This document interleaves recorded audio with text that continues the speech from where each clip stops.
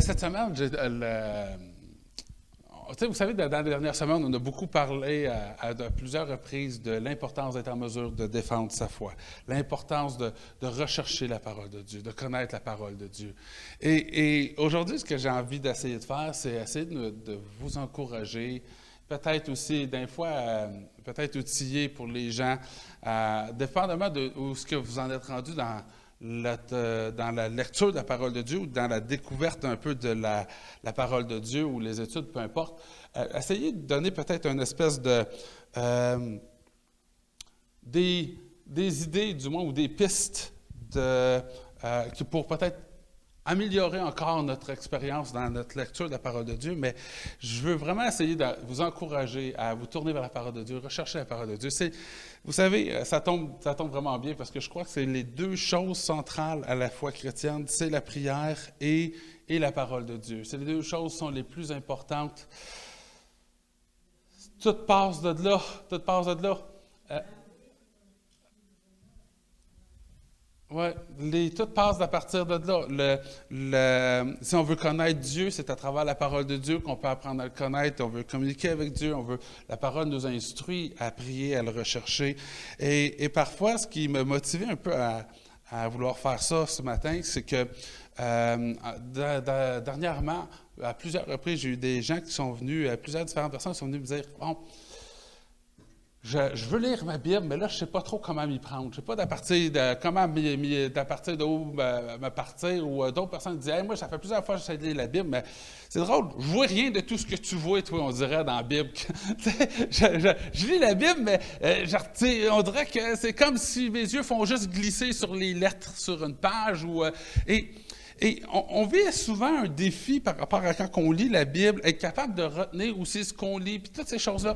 Et c'est des questions qui sont revenues assez fréquemment dernièrement, puis je dis « Hey, c'est bien trop vrai. » Tellement souvent, on parle de « c'est important de lire sa Bible, c'est important de méditer la parole de Dieu, c'est important de rechercher la parole de Dieu. » Puis je suis en train de dire « Mais c'est quand la dernière fois j'ai entendu un enseignement sur juste comment on lit la parole de Dieu? » Là, j'ai fait comme « Hey, c'est la base de notre foi, c'est la base de tout ce en quoi on croit. » À toutes les semaines, je vous dis croyez-moi pas, OK, oui, je suis un gars de même.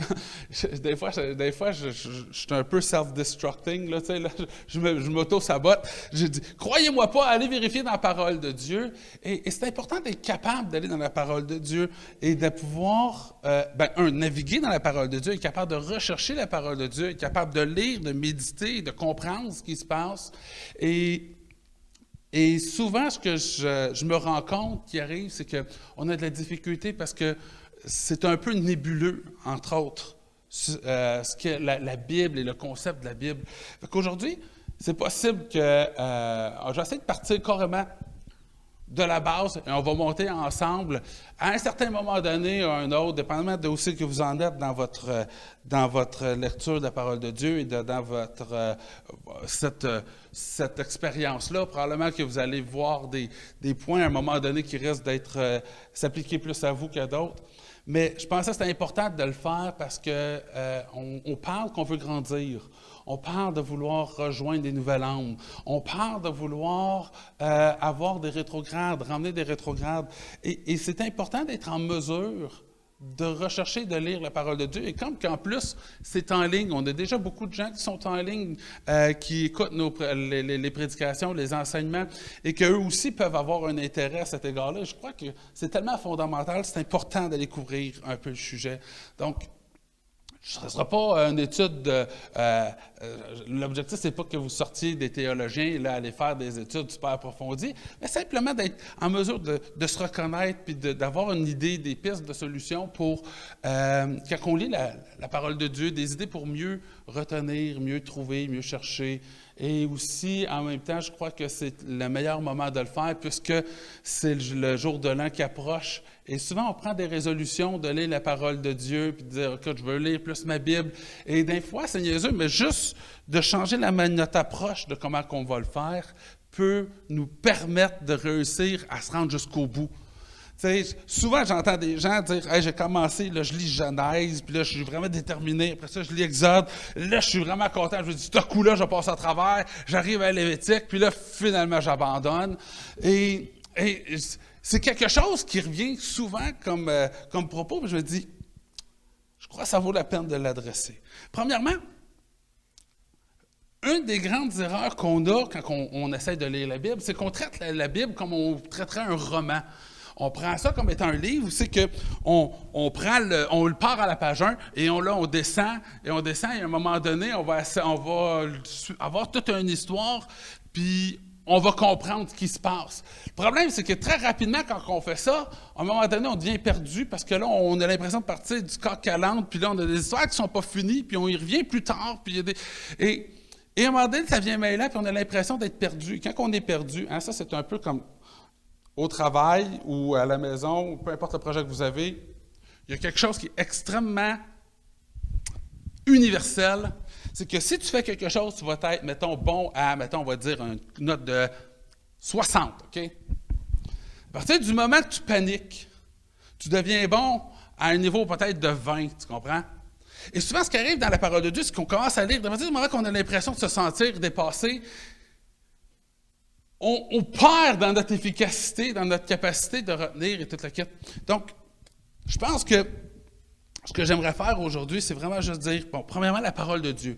On a, si vous l'ouvrez, la parole de Dieu, on a l'Ancien Testament, on a le Nouveau Testament. On va essayer un peu de comprendre c'est quoi la Bible en général. Puis je pense que la meilleure manière que je pourrais faire l'analogie de ça, si on commence par l'Ancien Testament.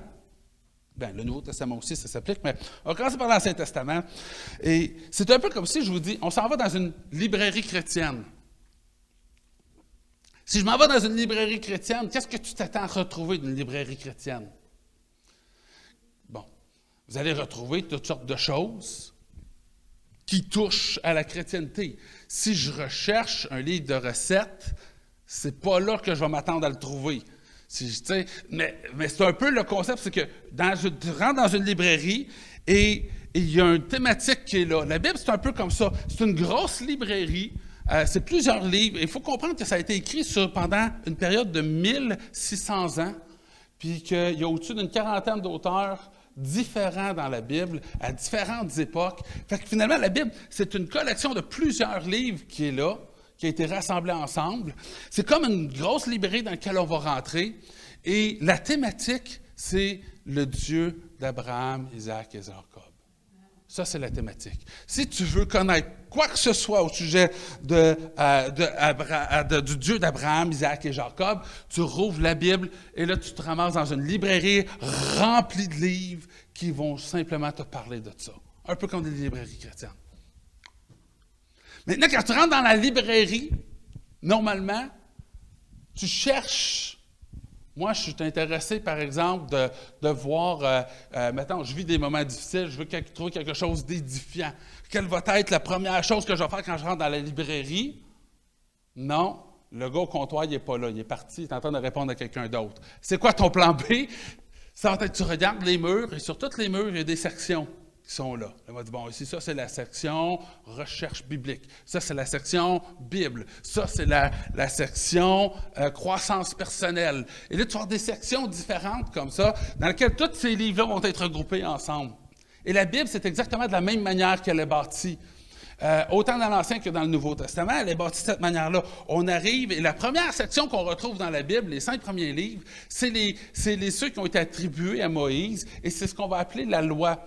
Et toute l'origine de la loi. Donc, on sait, si tu cherches, c'est quoi que la loi dit, ça va être dans ces 5 premiers livres-là que tu vas le trouver. Et si tu cherches, mais pourquoi que la loi, elle existe? Et pourquoi c'est les peuples juifs qui ont cette loi-là, puis pas tout le monde, et ainsi de suite? Eh bien, c'est là que tu vas le trouver. Tout ce qui concerne la loi est dans cette section-là. Tu arrives après, la section d'après, on est rendu au livre de Josué. Donc, on a fait Genèse, Exode, Lévitique, Nombre, Deutéronome. On arrive après, on retombe dans le livre de Josué. Josué, jusqu'à... Certains ne vont pas inclure Job dans ce groupe-là. Moi, je préfère l'inclure dans ce groupe-là. Mais jusqu'à Job, on va avoir tous les livres qui sont historiques. C'est des histoires. Tu vas lire ça, tu l'ouvres, puis ça va être une histoire. On te raconte une histoire. Donc, si tu recherches à connaître l'histoire, où ce que tu vas aller, c'est dans cette section-là que tu vas trouver l'histoire. Après cette section-là, on va retrouver une autre section qu'on va appeler les livres poétiques. Donc, on va avoir Psaumes, Proverbes, Ecclésiastes et Cantiques des Cantiques qui vont être là. Et quand on arrive dans cette section-là, on se rend compte que subitement, tout change. On passe du coq à l'âne. Dans la manière de lire, tout est complètement différent. Tu rouvres Psaumes et chaque chapitre est un cantique. Est un nouveau cantique. Et donc, quand tu lis les autres histoires avant, tu lis chapitre 1, chapitre 2, c'est la suite de chapitre 1, chapitre 3, chapitre... Et tu arrives dans Psaume et c'est plus le cas. Là, c'est un chapitre, c'est comme un chant. Et c'est pas un seul auteur, tout un groupe d'auteurs différents. Certains psaumes sont attribués à Moïse, certains psaumes sont attribués à David, d'autres sont attribués à des gens qu'on ne connaît pas, d'autres sont, j'essaie de me rappeler des noms, à toutes les fois j'essaie de les dire, les autres noms, je finis toujours par faire des erreurs, fait que par orgueil, parce que j'ai dit que c'était important, l'orgueil tantôt, par orgueil, je n'essaierai pas de les dire, mais il y a plusieurs auteurs différents. Et les 150 psaumes qui sont là, c'est comme un gros livre de cantiques. Quand on sort nos livres de cantiques, c'est un peu comme quand on sort un livre de cantiques. On va juste bien se rendre compte que leur cantique était bien différent des nôtres. Et dans leurs cantiques, souvent, il y avait des messages qui étaient là. Dans leurs cantiques, il y avait des cantiques d'espoir. Dans des cantiques, il y a des cantiques qui étaient des cris, des appels à l'aide à Dieu. D'autres cantiques, c'était un peu comme on le voit aujourd'hui. Et donc, quand on arrive dans les psaumes, c'est un peu ce qu'on trouve. On arrive dans les proverbes, et là, les proverbes, si tu parles de passer du coq à l'âne, proverbes, c'est probablement le champion là-dedans. Proverbes, c'est un peu comme une liste de plein de proverbes, où c'est que je dirais... Par exemple, pierre qui roule n'amasse pas mousse. 2 têtes valent mieux qu'une. Tu sais, quand tu t'en vas, là, tu lis Proverbes, là, retenir Proverbes, ça devient un peu difficile parce que c'est plein de proverbes mis bout à bout comme ça, mais c'est des proverbes qui sont généralement attribués à Salomon, mais c'est un livre qui regroupe plusieurs proverbes qui peuvent être édifiants. Donc, par exemple, je fais une lecture journalière, j'arrive aujourd'hui, je me cherche un petit verset édifiant. Il y a des bonnes chances que tu allais le trouver dans Psaume, dans Proverbes, tu allais trouver quoi de vraiment édifiant dans ces livres-là. C'est pour ça que souvent on arrive et que quand on a besoin d'être encouragé, souvent c'est Psaume qui ressort à un moment donné. Tu as un psaume à quelque part qui va sortir. Et donc, cette section-là elle va toucher ça. Après le livre des Cantiques des Cantiques, on va tomber, tous les livres qui vont suivre, c'est les livres prophétiques. Tous les prophètes sont là. Et donc, c'est séparé, pareil comme dans une librairie. Tu rentres là et chaque section va avoir leurs propres affaires. Fait que quand que tu lis, il y a pas la chronologie n'est pas respectée dans la parole de Dieu. D'ailleurs, Job est juste avant Psaume, à la fin, et les indices qu'on a pour le moment nous indiquent que Job, ça se serait passé probablement plus des alentours de la période d'Abraham, entre autres, qui est au début. Donc, il n'y a pas un ordre chronologique qui est là. Donc, si on lit livre après livre, on se ramasse dans une situation où c'est que on peut être mélangé à un moment donné. Puis c'est important de comprendre comment que la Bible elle est faite ou qu'elle est constituée, parce qu'après ça, quand on va les lire, on va pouvoir dire « OK, ça, c'était cette section-là. Maintenant, je passe à autre chose. » Ça nous évite d'être mêlés.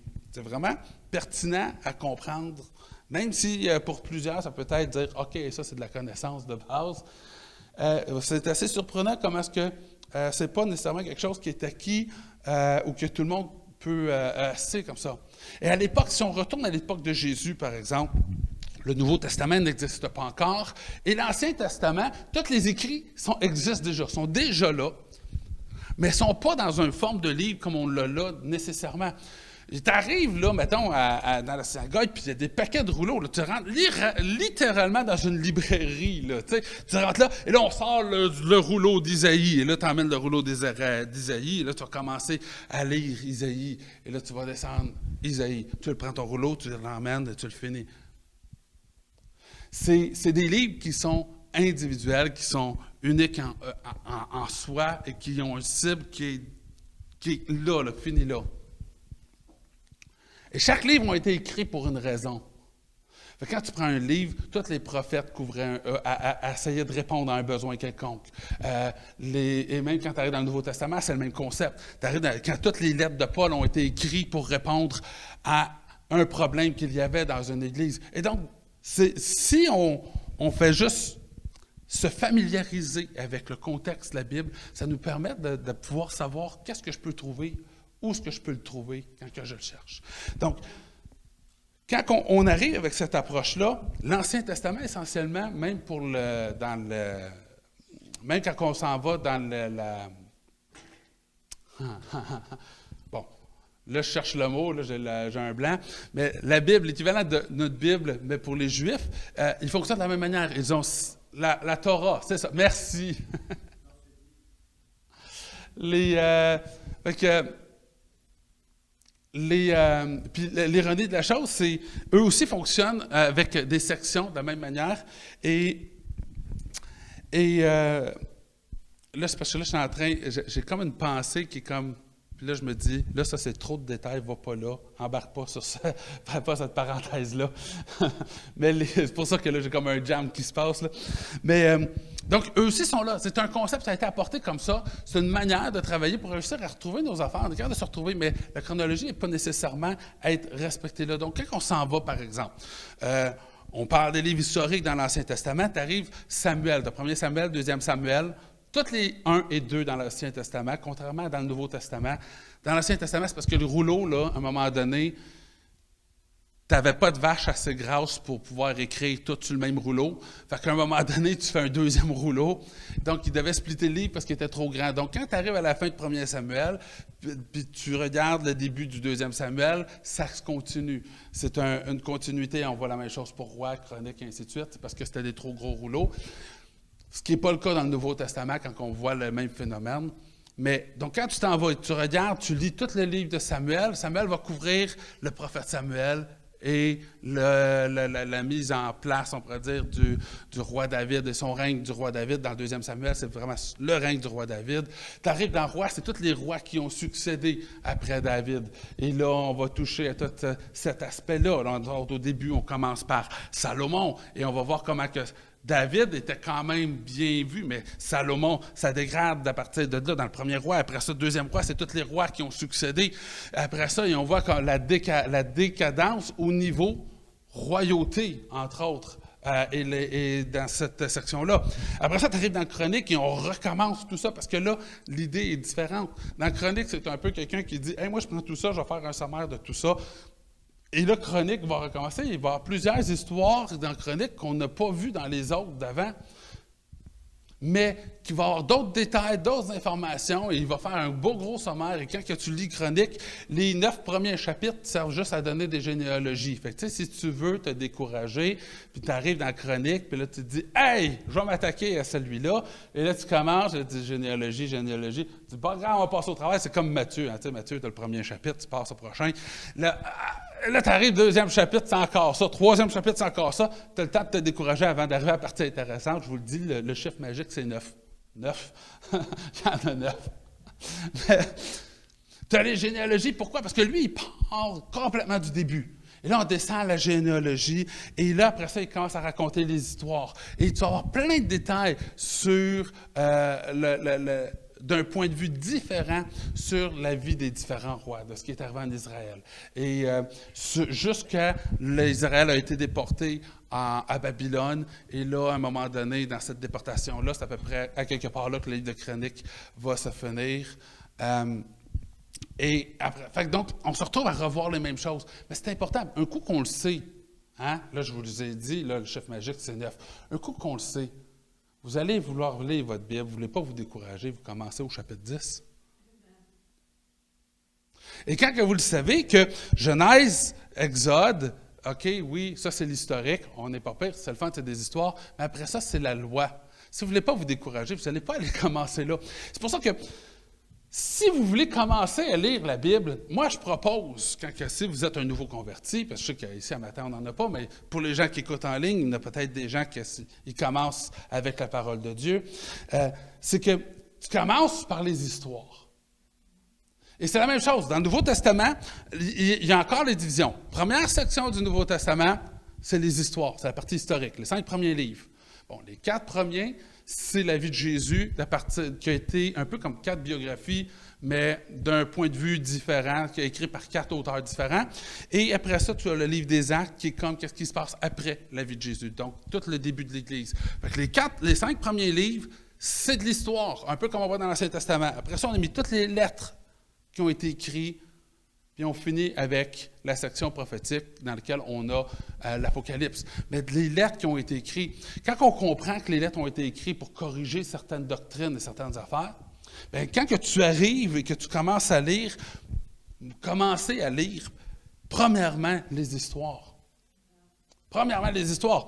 Tu commences, moi je propose le Nouveau Testament, parce que ça touche les histoires de Christ.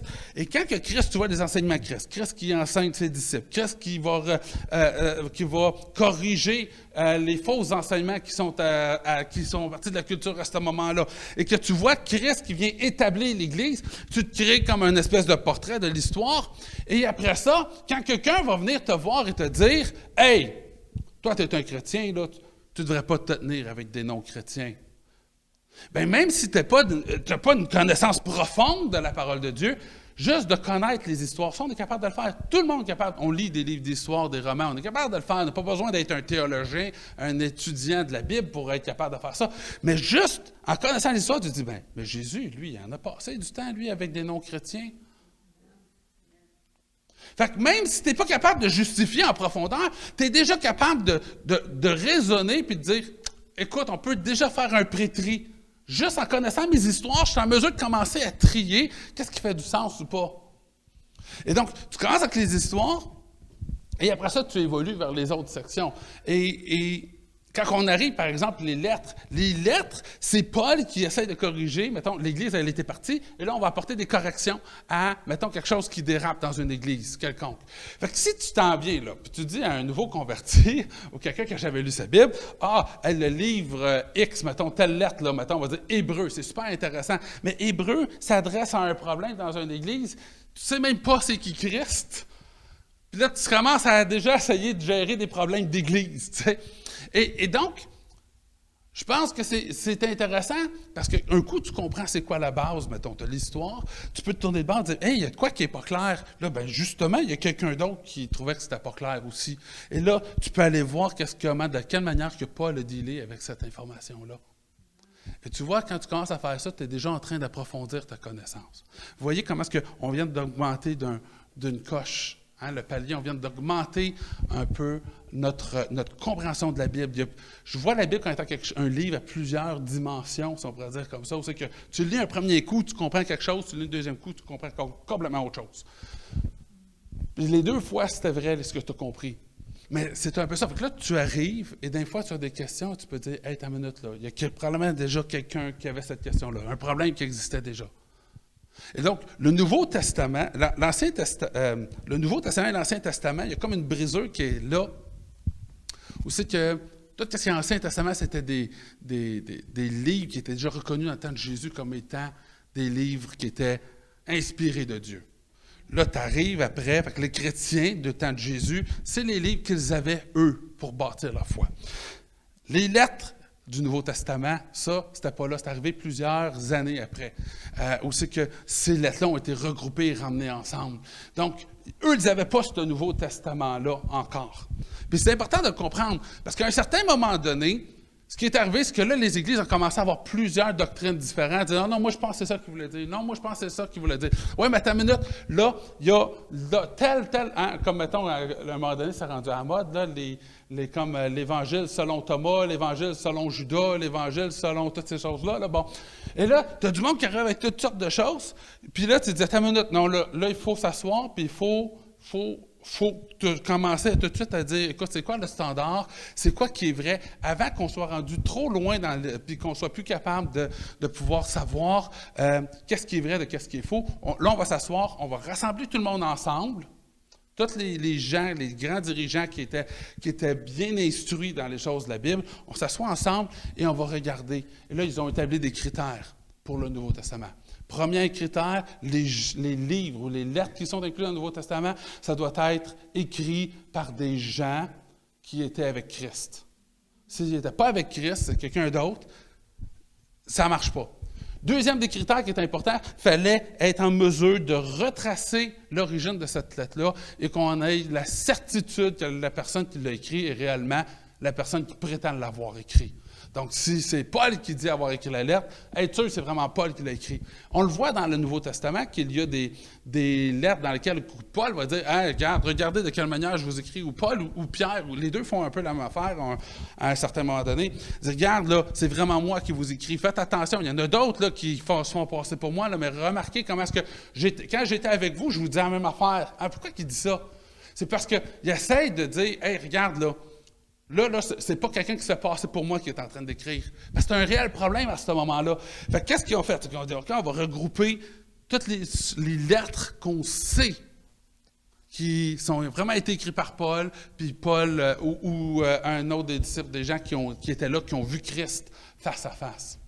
Et c'est comme ça qu'ils ont regroupé le Nouveau Testament. Fait qu'aujourd'hui, quand on parle, par exemple, de l'Évangile selon Thomas, ou l'Évangile selon Judas, ou toutes ces choses-là, ces livres-là existaient déjà à l'époque, ils ont été disqualifiés parce qu'ils ne répondaient pas aux critères qui étaient là. Et donc, quand tu regardes ton Nouveau Testament, ce qu'on a aujourd'hui, c'est un peu comme la valeur sûre. C'est un peu comme ce qui a été étampé de dire, regardez là, ça, on le sait vraiment que l'origine est bonne. Et on est 2000 ans plus tard, et là, je sais, on a déjà enseigné sur ce sujet-là, je ne vais pas rentrer nécessairement en détail là-dessus, mais 2000 ans plus tard, quand on regarde historiquement, on est capable de retourner très proche des dates où c'est que les livres ont été écrits. On a quand même des copies qui sont quand même très anciennes. Et quand on les compare, il n'y a à peu près pas de différence. Je me rappelle bien, le taux de similitude est de comme 99,6 %, je crois, là, pareil, là, entre les textes qu'on a aujourd'hui et les textes qu'on retrouve de cette époque-là. Où c'est qu'on a cette certitude-là, même encore aujourd'hui, que les textes n'ont pas été modifiés par quelqu'un. Et les quelques modifications qui sont là, on les connaît et ils ont été notés. Si vous avez la version, les Bibles, les versions un peu, les petites Bibles, probablement vous n'allez pas le retrouver là, mais dans une Bible moindrement un peu plus grande avec des notes de bas de page, vous allez voir, bon, telle section n'était pas nécessairement dans toutes les copies originales. La section la plus populaire, si on pourrait dire comme ça, c'est juste donner un exemple, et c'est la plus grosse section qui n'était pas dans la copie originale, c'est lorsque on parle de la prostituée qui est là, qu'on l'amène en Jésus, et qu'on lui dit, ah, puis là, Jésus va répondre à celui qui est sans péché, jette la première pierre. C'est à peu près la seule grand bout d'histoire qu'on ne retrouve pas dans les livres originaux. Puis quand tu vas lire dans ta Bible, dans le bas de page, il va être écrit cette boîte-là et pas dans toutes les copies originales qu'on a retrouvées. Fait qu'on est en mesure encore aujourd'hui de savoir ce qui était là dans les scripts originaux. Donc, on le sait, à cause de la Bible, de ce qui a été ce standard-là, on le sait que ces lettres-là sont vraiment légitimes. On le sait que encore aujourd'hui, on a les mêmes lettres qu'on avait encore à l'époque. Et donc, on peut s'y fier à ces lettres-là. Et on a un autre niveau supérieur à tout ça, et ça, c'est ce qu'on appelle l'inspiration divine par rapport à la parole de Dieu. Où c'est que, vous savez, pour les gens qui ont été utilisés par l'Esprit Saint d'une manière ou d'une autre, des fois, il y a des choses qu'on fait, on ne s'en rend même pas compte qu'on est en train de le faire. Puis finalement, Dieu a placé des mots spécifiques dans notre bouche. Et les gens disent, écoute, c'est exactement mot à mot ce que je dis à Dieu. Mot à mot. Des fois, Dieu va nous utiliser sans même qu'on s'en rende compte. Et moi, je le prends personnel, mais l'Église de Dieu aussi enseigne que la Bible est divinement inspirée. Ces lettres-là ont été écrites par des gens. C'est des lettres très normales qui ont été écrites par des gens qui ont été sensibles à Dieu pour une raison quelconque, comme les prophètes ou ces choses-là. Et à quelque part, malgré que ces gens-là peut-être n'étaient pas en transe avec les yeux en arrière de la tête, puis à écrire, là, mais il reste que Dieu a inspiré ce qui était, le contenu qui était là. Et comment est-ce qu'on fait pour savoir reconnaître la trace de Dieu? C'est que, je viens de le dire tantôt, 1600 ans d'histoire. Je ne me trompe pas, je ne voudrais pas faire une erreur, mais je crois que c'est 42 auteurs différents. Et la Bible ne se contredit pas. Sur 1600 ans d'histoire, la Bible ne se contredit pas, se complémente. Et le Dieu qu'on retrouve dans la Genèse, c'est le même Dieu qu'on nous décrit dans l'Apocalypse à la fin. Le Dieu ne change jamais du début à la fin. Il reste le même. Et on regarde les textes et on retrouve le même genre de phénomène. Et donc, d'un point de vue, la Bible, ce qui est important de comprendre, c'est que c'est un livre qui est inspiré de Dieu, mais a été écrit par des hommes pour des sujets spécifiques. Il n'y a pas un ordre chronologique qui est là, qui est défini. C'est comme une grosse librairie. Personne rentre dans une librairie. Je ne peux pas dire personne. Il ne faut jamais dire personne. Peut-être qu'il y a quelqu'un qui le fait, mais moi, en tout cas, je ne rentre pas dans une librairie puis dire, je commence sur le mur en haut à gauche, puis je vais lire tous les livres. Hein? Puis je vais tous les descendre comme ça, un par un, en espérant que ça fasse une grosse histoire continue. Mais souvent, quand on ne comprend pas de quelle manière la Bible est bâtie, on prend la Bible et on la traite de cette manière-là. Maintenant, pour le contexte, finir la partie contexte de la Bible, après ça, on arrive dans les conseils et dans les tips and tricks. Là. L'autre chose aussi qui est, justement, on a 1600 ans d'histoire avec 42 auteurs différents, en 3 langues différentes. Donc, on a le grec, on a l'hébreu et on a l'araméen, entre autres, qu'on retrouve dans la Bible, dans les textes originaux. Et donc, des fois, on va lire la Bible et la langue, ce qu'on lit là, souvent, il faut faire attention parce que ce qu'on va lire, c'est une traduction d'une autre langue. Et souvent, les mots n'existent pas dans notre langue ou l'équivalent des mots, comme par exemple, le plus populaire quand on parle de l'amour, hein, dans le grec, il y a comme 5 mots différents pour l'amour. Tu as un amour qui est comme fraternel, un amour qui est comme romantique, tu as un amour qui est comme la plus grande amour que tu as par-dessus tout, tu as un amour que juste j'aime bien la couleur de cette plante-là. Tu as plusieurs amours différents, mais avec des noms, des mots différents, mais ça ne se reflète pas toujours dans notre langue. Donc, des fois, notre traduction, il faut comprendre que nous, ce qu'on lit, c'est une traduction de ce qu'un homme a écrit pour répondre à un besoin. Oui, c'est inspiré de Dieu, mais si on comprend ça, ça nous emmène à le gérer différemment. Donc, quand on arrive dans la Bible, maintenant, puis qu'on sait ça, bien, premièrement, sachant qu'il y a plusieurs traductions, moi, ce que j'encourage généralement toutes les gens à faire, c'est d'avoir plusieurs versions, traductions différentes de la Bible. En français, par exemple. Mettons, je vais dire, bon, j'en ai une Louis. Moi, j'utilise souvent Louis II traditionnel, Louis II 21, je vois la Sommeur, puis il y en a plusieurs autres qui existent, mais je m'arrange pour en avoir au moins 3-4 que je le sais que leurs mots sont vraiment différents et ils sont vraiment, la traduction est réellement différente. Et quand je lis jamais dans la même traduction. Et la raison pour laquelle que je fais ça, puis pour laquelle que je conseille de faire ça, puis qui est important, c'est que justement, quand il y a des mots qui n'existent pas dans notre langue pour définir les choses, tu vas les retrouver. C'est comme ça souvent que j'ai débloqué sur plusieurs affaires. Quand je faisais des recherches, à un moment donné, je dis, bon, là, je cherchais, je dis, voyons, mes affaires, ça marche pas. Là, je lis dans un autre Bible, je dis, ben voyons donc, c'est donc bien clair. Tout fonctionne. Et là, finalement, tu commences à dire, attends une minute, là, je reviens à un moment donné, je dis, ouais, il me semble que tout était clair. Là, je le rouvre, je le recherche, mais là, je dis, mais non, ça marche pas dans ma Bible. Là, à un moment donné, tu te rends compte que, moi, mes 2 Bibles ne disaient pas exactement la même affaire. Puis là, tu finis par dire, OK, attends une minute, là, on va voir. Puis tu te rends compte que souvent, la bonne réponse était quelque part là, entre les deux. Tu sais, comme par exemple, quand on parlait, il n'y a pas longtemps, on a vu une super bel exemple de ça. On parlait de, il y a comme un, entre heureux, hein, on parlait de heureux l'homme, on disait, mais ça ne veut pas vraiment dire heureux comme nous on l'entend. Ça veut aussi dire béni. Dans certains cas, il est traduit béni, dans certains cas, il est traduit heureux, puis béni et heureux, c'est 2 concepts complètement différents. Donc, à quelque part, tu te rends compte que si dans une traduction, on dit béni, puis dans une autre traduction, on te dit heureux, c'est parce qu'à quelque part, la vraie signification est à quelque part dans ces eaux-là, mais c'est ni un ni l'autre. Et ça permet de comprendre parfois des choses plus particulièrement par rapport à la parole de Dieu. Un peu comme quand on lit « Heureux les simples d'esprit ». Simples d'esprit, pendant plusieurs années, je croyais que c'était des personnes qui avaient des déficiences intellectuelles. qui avait des problèmes au niveau santé mentale ou peu importe, je disais, bon, heureux les simples d'esprit, je pensais que c'était ça, un simple d'esprit. Puis quand tu commences à aller dans plusieurs traductions différentes, tu réalises que, t'as une minute, non, c'est pas de ça qu'on parle ici. Et donc, moi, c'est un des grands conseils que je donne. Quand vous lisez la Bible, passez d'un à l'autre. Comme je disais tantôt, en commençant par les histoires, connaître les histoires, ça nous donne un méchant bon point de repère pour se partir. Après ça, quand on arrive dedans, vous allez voir, la suite se fait naturellement. Vous allez vous poser des questions. Et c'est comme ça que moi, je lis toujours ma Bible. J'y vais toujours par point d'intérêt. Exemple, le prêche du dimanche passé, un parfait exemple. D'ailleurs, la plupart de mes prêches sont bâtis sur ce principe-là, sur cette manière-là. La semaine passée, on parlait de Moïse, si vous vous rappelez bien.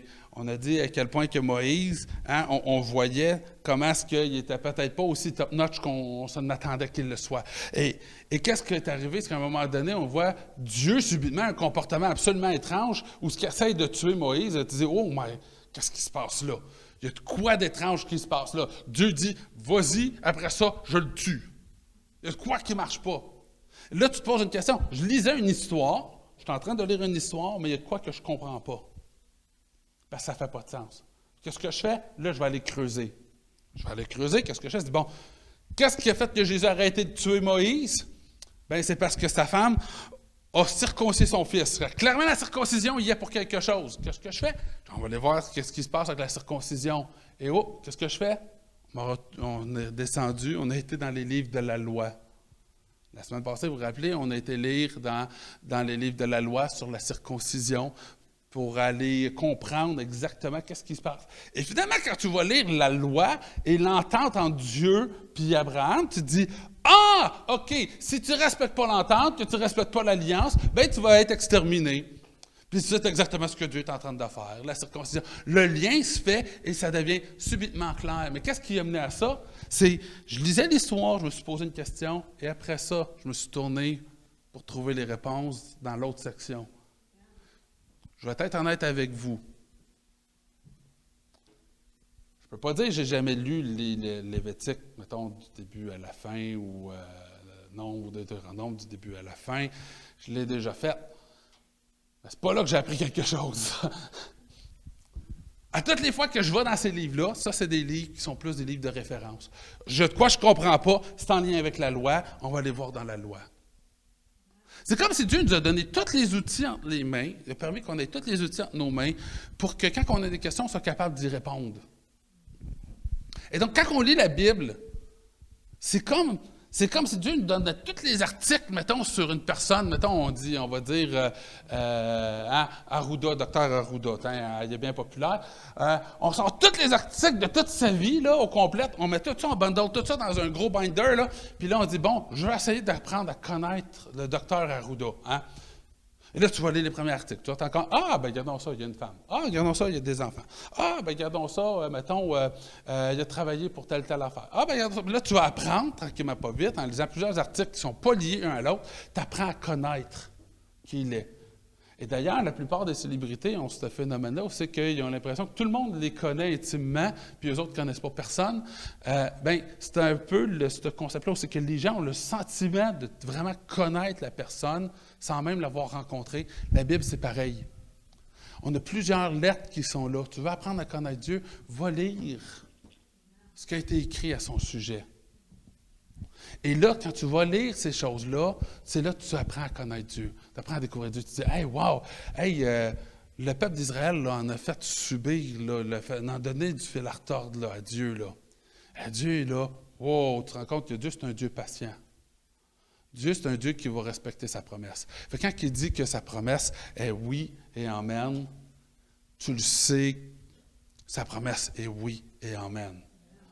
Il a promis à Abraham, et là, tu regardes tout ce qui est arrivé après. Puis malgré que le peuple d'Israël était quasiment rendu, on pourrait dire, l'ennemi juré de Dieu, il reste que Dieu a toujours respecté sa promesse. Il a toujours gardé un reste de fidèles à travers le peuple d'Israël pour pouvoir accomplir sa promesse. Et Dieu a accompli ses promesses.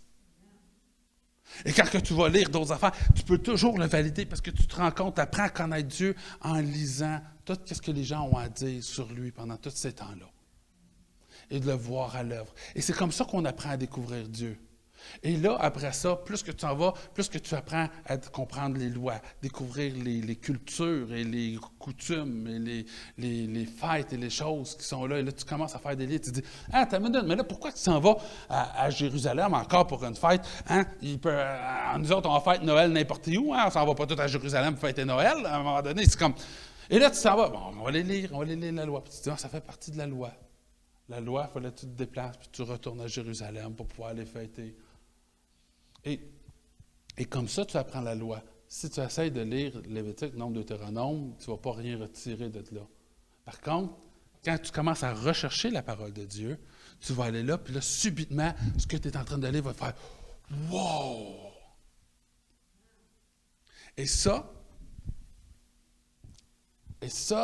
c'est jusqu'à temps que finalement, tu arrives à un point, c'est que tu as tellement eu de moments de « Wow! » que là, tu dis, attends une minute, là, je suis confortable, je pense que je connais bien Dieu. Fait que quand quelqu'un arrive avec quelque chose qui n'est même pas dans la Bible, tu n'as même pas de point de repère dans la Bible, tu te dis, attends une minute, non, je comprends assez bien comment ce qui est Dieu maintenant, pour être capable d'avoir une pas bonne idée de c'est quoi qu'il dirait, c'est quoi qu'il ferait.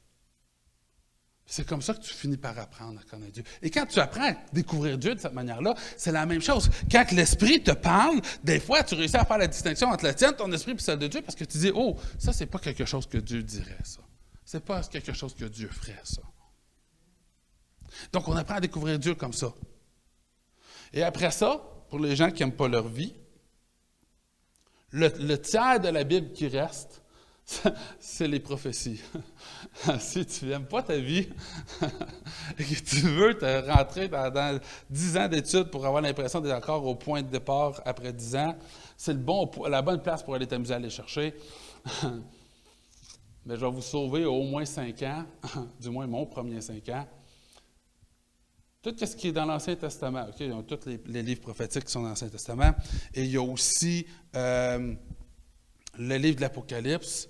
L'erreur numéro 1, c'est que les gens essayent de lire l'Apocalypse, s'ils partent de là. Si tu n'as pas compris le reste, tu n'essayes pas l'Apocalypse, tu vas faire une fausse doctrine en partant, je te le garantis. Je te le dis en partant. La clé, c'est Daniel, je vais vous le dire. Puis ça, je dis ça parce que je considère qu'on est tous à des niveaux différents. Il y en a qui sont intéressés par les livres prophétiques. Mais je ne recommande pas ça à quelqu'un qui commence et qui ne comprend pas encore qui est Dieu. Parce que quand tu arrives dans les livres prophétiques, il y a des choses que Dieu va faire que naturellement tu ne voudras pas croire parce que tu ne comprendras pas pourquoi il le fait. Et donc d'apprendre à connaître Dieu, c'est important. Mais si vous êtes rendu à cette étape-là, la clé, je vous le dirais, c'est Daniel. Et si, à l'intérieur de Daniel, si je peux être encore plus spécifique, il y a plusieurs prophéties qui sont là dans Daniel, et la plupart sont reliées à des temps. On va dire, bon, entre tel événement et tel événement, il y a un temps, 2 temps et un demi-temps. Bon, OK. Après ça, il dit, bon, entre tel événement et tel événement, il y a 1290 jours. Entre tel événement et tel événement, il y a 1260 jours. Entre tel événement, prenez tout ça, puis tracez les événements, puis rebâtissez l'espèce de calendrier selon Daniel, avant même d'essayer de comprendre les prophéties. C'est un job.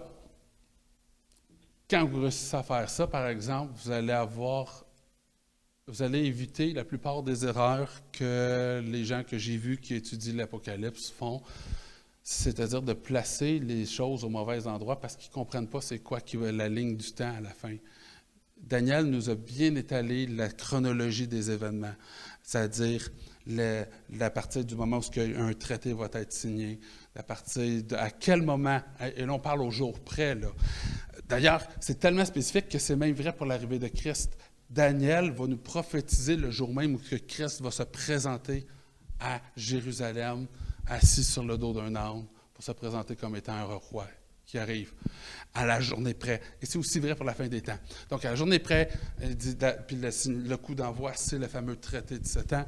C'est-à-dire que à partir de là, tous les événements à la journée près sont décrits. Qui est-ce qui arrive quand?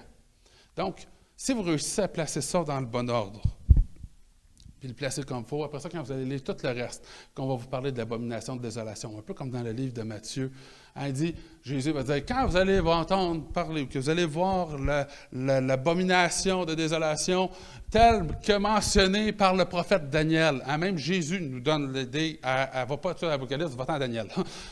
Même Jésus nous le dit. Bien, quand tu t'en vas là, bien, tu sais c'est quand est-ce que ça se passe, puis tu es capable de placer les choses aux bonnes places. Je vous donne ce cue-là parce qu'il y a beaucoup de gens qui recherchent la fin des temps, puis je crois que la plupart des faux enseignements viennent du fait que on ne comprend pas que le Nouveau Testament a été écrit à des gens qui maîtrisaient très bien l'Ancien Testament. Et nous, on arrive et on ne comprend absolument rien de l'Ancien Testament, et on fait juste s'intéresser au Nouveau Testament. Et là, si on ne sait pas pourquoi que les choses ont été faites, Dieu fait des choses ou Jésus fait des choses, puis là, ça a l'air extrême quand que tu le regardes, quand de la manière c'est fait, mais quand tu comprends, puis que tu sais ce qu'eux savaient déjà, ça devient, après ça, tu dis « Ah, ben OK ». Ça fait du sens. Un peu comme le plus bel exemple, c'est lorsque Jésus est confronté par rapport au divorce. Et tu te rends compte que, OK, quand tu comprends l'historique, le divorce, il y avait comme réellement comme deux groupes de croyances qui étaient là. Et quand ils se sont présentés à Jésus, ce qu'ils ont essayé de le faire, c'est d'essayer de le piéger. On s'entend, c'est toujours ça qu'ils essaient de faire. Puis ils essaient de dire, bien, lequel des deux a raison? Fait que tu te rends compte que quand tu comprends ça, tu te rends compte que la réponse, c'était pas une doctrine fondamentale détaillée sur le divorce, mais c'était Jésus en train de répondre on est en train de le piéger. Il y a deux mentalités différentes. Si tu connais les deux mentalités différentes, tu fais comme, ah, ben, Colin, c'est non bien clair. Donc, des fois, il y a un contexte comme ça. Et de pouvoir retourner en arrière nous permet de mieux comprendre ce qui est là. Donc, si on fait un recap, on parlait premièrement de commencer avec les histoires, connaître nos histoires. Mais si vous voulez lire votre Bible, être passionné à un point où vous allez lire votre Bible, puis qu'après ça, vous allez vous rendre compte que vous passez tout votre temps à lire votre Bible, c'est que allez-y par point d'intérêt. Moi, c'est ce qui fonctionne super bien avec moi. Je lis quelque chose, je fais comme « Ah! Ben voyons donc, c'est quoi cette affaire-là? Il y a quoi qui cloche là-dedans? » Et là, je vais aller chercher. Mais en sachant où chercher maintenant, en sachant comment ça fonctionne, puis en sachant comment chercher. Et sur Internet, il y a beaucoup de ressources qui peuvent nous aider là-dessus. L'idée, c'est qu'en sachant que ça existe, vous allez savoir vous allez savoir quoi chercher, finalement. Mais après ça, tu fais « Ah, c'est vraiment intéressant! » Et là, tu vas aller découvrir. Et là, tu vas apprendre de quoi de nouveau. Et là, après ça, tu arrives, tu lis une autre affaire, tu fais « Ah, il y a quoi qui ne marche pas? » Tu en vas voir, tu cherches. « Oh, c'est vraiment intéressant! » Et là, à un moment donné, il y a des connexions qui se font entre eux. Et là, à un moment donné, tu commences à voir des choses qui, oh, ta minute, hey, ça, c'est donc bien intéressant. Ah, c'est donc bien. À ta minute, OK. Là, la pensée de Dieu finit par se détailler à un moment donné et faire du sens. Donc, si je fais un recap rapide en conclusion, la parole de Dieu, c'est comme une grande bibliothèque. Notre job, à nous, c'est de s'intéresser à essayer de découvrir Dieu. Qui est Dieu? Fait que si on s'en va dans la Bible, on rouvre notre Bible, on le sait que c'est une grosse bibliothèque. On n'essayera pas, on ne s'attend pas à ce que la Bible nous donne du tout cuit dans le bec. On a un job à nous. Et c'est pour ça qu'on dit de rechercher la parole de Dieu et aussi méditer la parole de Dieu. On a un job, nous aussi, à faire là-dedans. En comprenant que le livre n'a pas été écrit à nous directement. Il n'est pas écrit à Gary Williams dans la tête en haut. Et que nous, on doit déduire de tout ça qu'est-ce qu'il y en est. Mais il y a tellement de contenu et ce contenu-là se valide à l'infini, genre continuellement, le même contenu se valide, qui fait que tu finis par comprendre la pensée de Dieu. D'ailleurs, ça, c'est un conseil que je donne. Si vous arrivez sur un enseignement puis qu'il y a juste un verset qui est en mesure de soutenir cet enseignement-là, les chances sont que ce verset-là, il est mal interprété. C'est une belle chose à aller explorer. Genre dire, on va essayer de le comprendre. La Bible, là, se valide elle-même à plusieurs reprises. Donc, ça veut dire que si tu as un enseignement dans lequel tu crois, pour lequel tu as juste un verset pour le défendre, si vous cherchez quelque chose d'intéressant à chercher, c'est un bon point de départ. J'ai un petit cue que je vous donne. mais ceci dit, donc, cherchez à apprendre à connaître Dieu. Et comme on a dit depuis déjà plusieurs semaines, on dit, c'est important, il faut connaître Il faut être en mesure de défendre notre foi. Il faut connaître notre parole de Dieu. Et d'ailleurs, c'est un peu ce que aussi on a vu quand on disait, si tu connais la vérité, si tu connais la parole de Dieu, si tu connais Christ, que tu connais, mais comment tu apprends à connaître Christ? C'est en allant lire tout ce qu'on peut connaître à son sujet. Qu'est-ce qui a été prophétisé à son sujet? Pourquoi il est venu? Plus que tu apprends à découvrir la parole de Dieu, plus tu découvres Christ. Et vous savez, cette connaissance-là nous libère. La parole de Dieu dit que la connaissance va nous libérer. Des fois, il y a des choses qui sont péchées dans notre vie et qui le sont seulement parce qu'on pense que ce l'est. Et donc, il y a bien des choses pour lesquelles on peut être libéré si seulement on connaît notre parole de Dieu. Et quand quelqu'un va vivre une épreuve, bien, qu'est-ce qu'il va faire pour être capable de se tenir debout dans l'épreuve? C'est parce qu'on connaît la parole de Dieu. Je le sais en qui j'ai cru.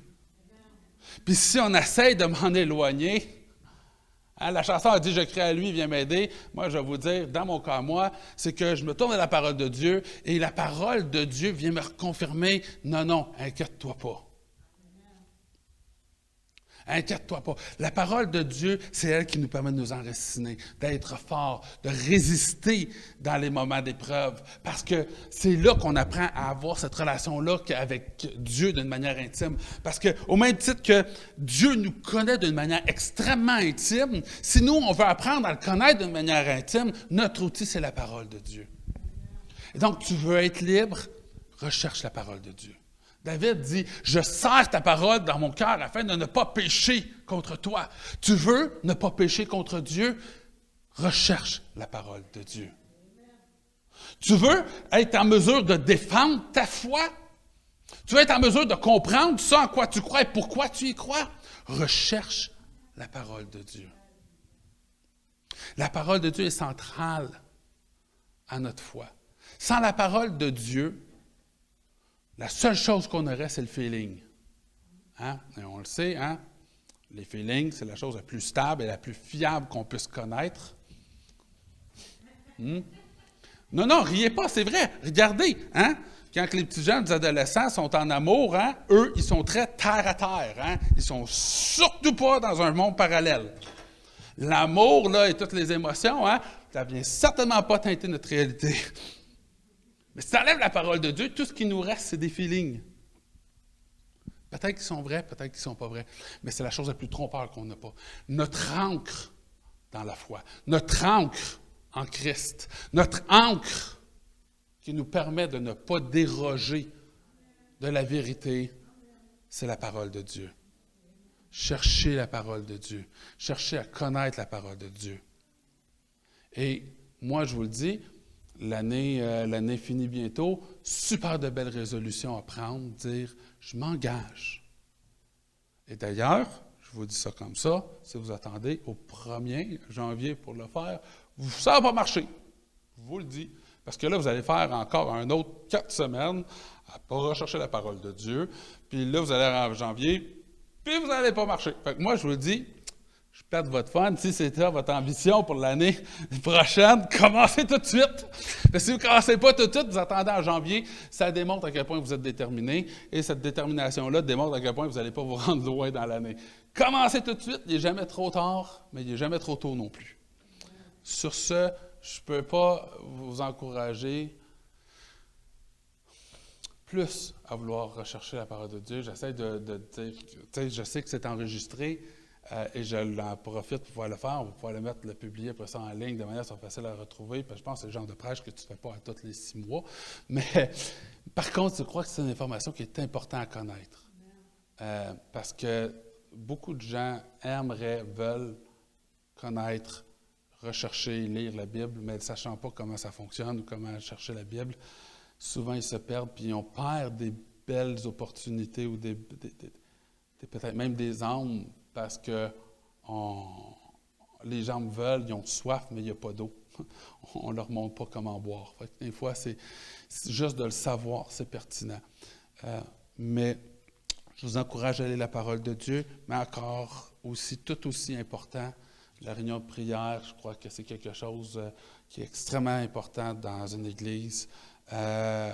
J'ai une vie absolument incompatible avec essayer de faire quelque chose la semaine, mais c'est quelque chose que je considère extrêmement important, les réunions de prière, de prier, même s'il n'y a pas de réunion de prière en tant que chrétien, la prière, c'est quelque chose qu'on doit faire constamment, tous les jours, à plusieurs fois par jour.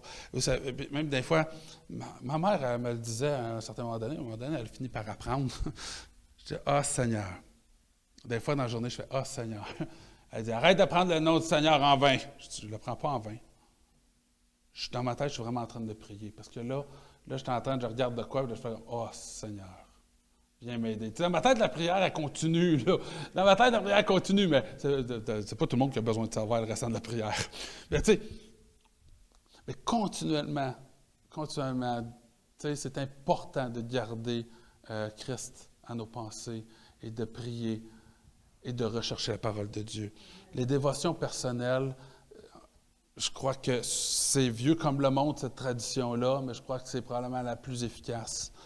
Je pense que ça vaut la peine d'en avoir une. Sur ce, je ne vais pas vous retenir plus longtemps. J'aimerais terminer par un mot de prière, quand même. Seigneur, je te remercie, Seigneur. Premièrement, je te remercie pour qui tu es, mais Seigneur, je te remercie également parce que tu as préservé la Bible qu'on a aujourd'hui, Seigneur. Premièrement, tu l'as préservé de la corruption, mais tu l'as aussi préservé pour qu'on puisse y avoir accès aujourd'hui, Seigneur. Pour être capable, nous aussi, comme les gens de l'époque, être en mesure d'apprendre à te découvrir, apprendre à te connaître, Seigneur, et apprendre à reconnaître, Seigneur, quand les choses sont de toi, à cause de cette connaissance qu'on peut développer, Seigneur, de toi. Seigneur, je te remercie pour ta parole. Seigneur, je te demande d'éclairer nos cœurs lorsqu'on recherche ta parole, d'éclairer, Seigneur, les choses qu'on lit, Seigneur, que tu puisses nous donner les révélations, Seigneur, que tu puisses nous guider là-dedans aussi, Seigneur. Mais Seigneur, que nous puissions serrer ta parole dans notre cœur. Seigneur, ma prière, c'est que tous les chrétiens, Seigneur, puissent apprendre à rechercher et à connaître leur parole, Seigneur, parce que c'est une chose essentielle, Seigneur. Et donc, Seigneur, je te demande de te révéler à chacun d'entre nous, tout spécialement à travers ta parole, comme tu as déjà promis que tu le ferais. Seigneur, tu as dit que si on te cherche, tu te laisses trouver. Mais Seigneur, Seigneur, notre prière aujourd'hui, c'est que nous puissions commencer encore plus à te chercher à travers la parole. Et Seigneur, nous avons confiance que tu vas te laisser trouver. Seigneur, éclaire-nous, Seigneur. Éduque-nous, Seigneur. Aide-nous à apprendre à connaître qui tu es, la profondeur de qui tu es. Seigneur, je te demande de poser ta main à chacune des personnes qui est ici. Garde-les, protège-les, Seigneur, et bénis-les, Seigneur, pour le travail qu'ils font pour ton royaume, Seigneur. Aide-nous à être une lumière pour ce monde et que ta volonté soit faite en nous, Seigneur. C'est dans le nom de ton Fils que je demande ces choses. Amen et amen.